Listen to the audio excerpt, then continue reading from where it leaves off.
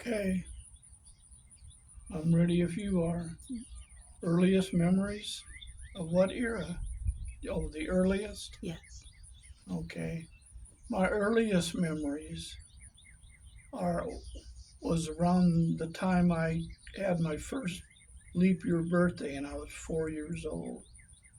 I had other flashing memories earlier on, but I remember that birthday party that my mother put on, hired or invited a bunch of neighbors with kids my age, and it was just a lot of fun. And I remember when I was four, I could say all my numbers and ABCs, spell my name frontwards and backwards. Of course, Bob wasn't that hard to do, but those are and we lived on a farm. I remember doing things with my dad as far as around the cows and stuff.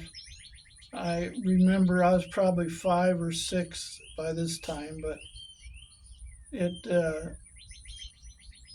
snowed so much and the wind blew so hard that it almost covered up our barn completely, which wasn't one of these big giant barns, but it was a two-story A-frame kind of barn,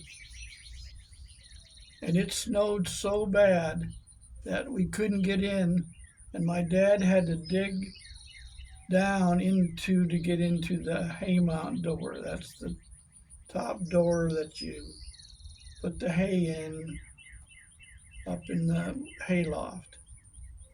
And that's how we got down into the barn. Now the temperature was pretty cold, but with all the cattle in the barn, the milk cows, the calves, even had some pigs, were in the barn. It was about 50 degrees in there, my dad said, because it was all insulated with all the snow around it and the heat from the cattle. So that was something. And I distinctly being down in there a couple times that winter.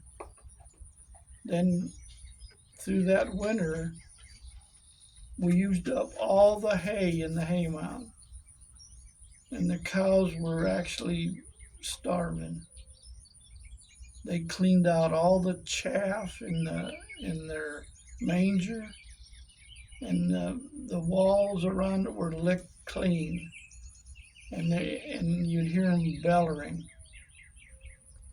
So my dad hauled potatoes out of the basement of the house and fed the cattle potatoes, and they ate the potatoes like it was candy. And they ate it so fast, some of them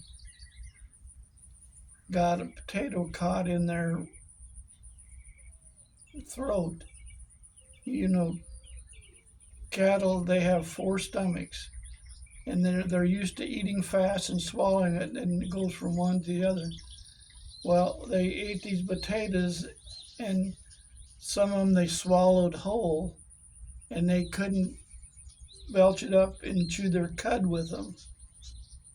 So my dad was something else when it come to things like that. He tied a rope around their neck and tightened it up, and which that made them chew all the time more. And finally, it worked itself out. Now we had probably 12 cows down there. I don't know, 10 or 12 that we milked, still milked, and all the water for the animals. He finally out the main door. He built steps in the snow and then built a fire around the water pump to thaw it out, and hauled water down in buckets and fed each cow or watered each cow. And